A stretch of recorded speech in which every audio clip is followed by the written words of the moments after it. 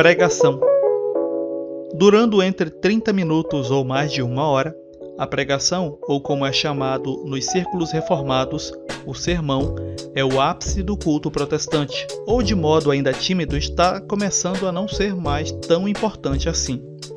Há denominações que priorizam mais os momentos de louvores, coreografias dançantes ou até mesmo uma peça teatral no lugar da chamada pregação do culto. A ideia é a mesma, a de sempre manter entretido o maior número de fiéis nos bancos. A pregação foi com o tempo ressignificada para ser esse elemento da liturgia do culto protestante, pois antes disso não era o ponto alto da reunião, principalmente no período pré-reforma protestante. E falando em reforma, é Lutero quem traz a ideia de que na reunião o ponto alto não é a Eucaristia, a chamada Santa Ceia no meio protestante, mas a pregação, o sermão onde se explanavam as Escrituras, o que para a Igreja Católica da época e até a atual, essa mudança não é bem vista, para dizer o mínimo. Quanto à pregação das Escrituras, sabemos que o pregar não é uma modalidade de discurso, um gênero, mas sim uma ação, anunciar as boas novas do Evangelho. O termo já era encontrado em passagens como a debatida de Marcos 16,15, o ir por todo mundo pregando a toda criatura. Considere que em algumas traduções o termo é anunciando a toda criatura, mas tudo bem até aí.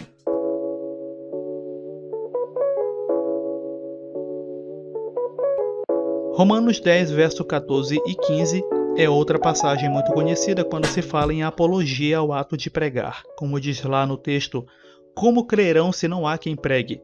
Claro, estou eu aqui resumindo as etapas citadas lá no texto apenas para pregar e ouvir. A pregação protestante é tão incisiva que influenciou até o modo católico de proferir exortação, já que os católicos carismáticos usam bastante de uma homilética parecida com a do protestantismo. Para ser mais familiar para você, deixe-me descrever um momento de pregação em uma igreja protestante pentecostal, pois são os mais conhecidos nesta ação. Como forma de introduzir o pregador da noite ou da reunião, geralmente a igreja é convidada a orar por essa pessoa e ela então recebe o microfone e, pedindo geralmente para a igreja se manter de pé, lê com todos um trecho bíblico e após isso, ou ora ou começa a agradecer à liderança local por ter sido escolhido para pregar. Nesse momento, há pregadores que começam a proferir seu currículo de pregador e pastor, por onde passou e o que ele já realizou. É o primeiro gatilho acionado para travar nele a atenção dos ouvintes.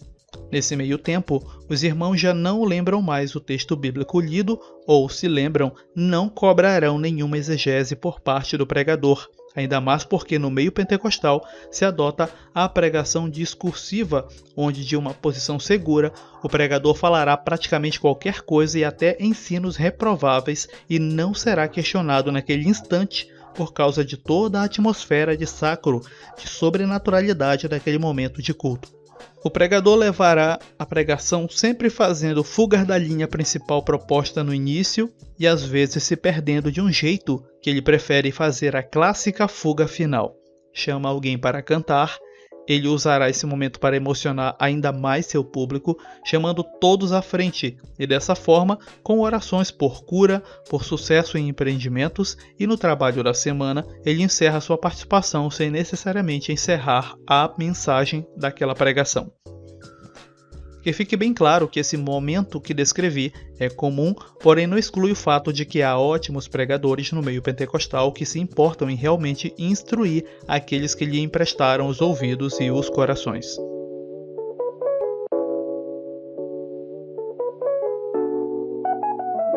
Temos alguns tipos de pregações, sendo as mais conhecidas e praticadas a textual, a expositiva e a biográfica.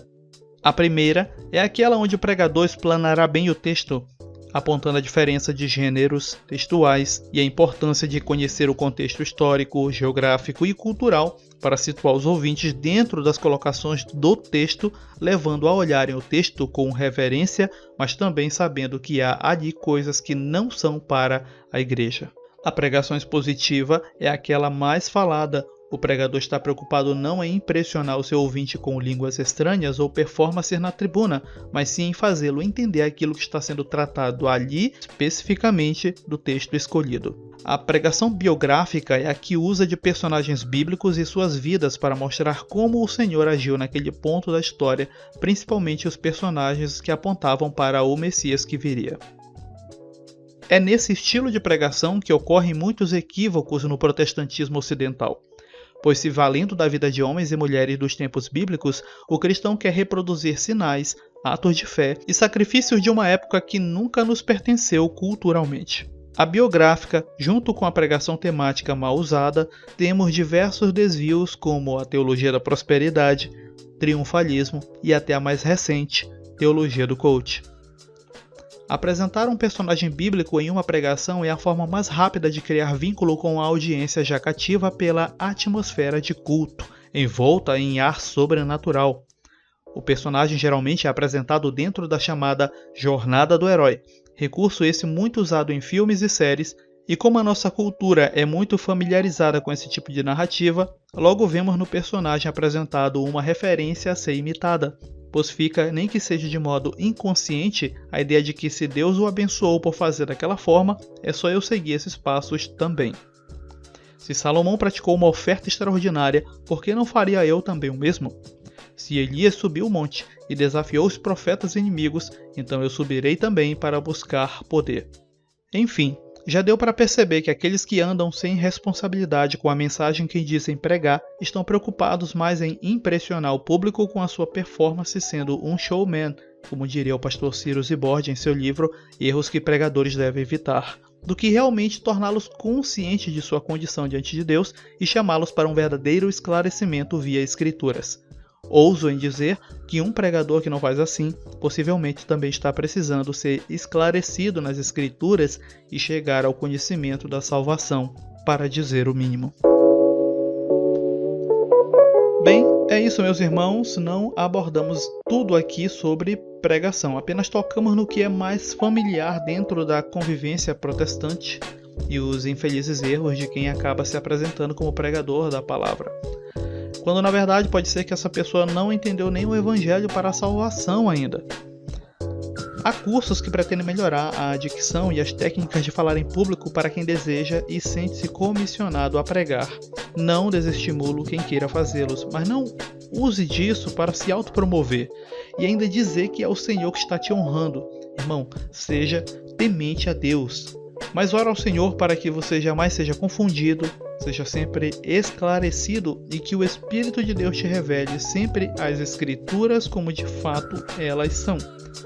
Peça ao Senhor sabedoria sempre e não fique responsabilizando apenas terceiros para aprender as Escrituras. Aqui se despede seu irmão David Brito. Até um próximo minicast aqui na Escola de Bereia. Graça e paz.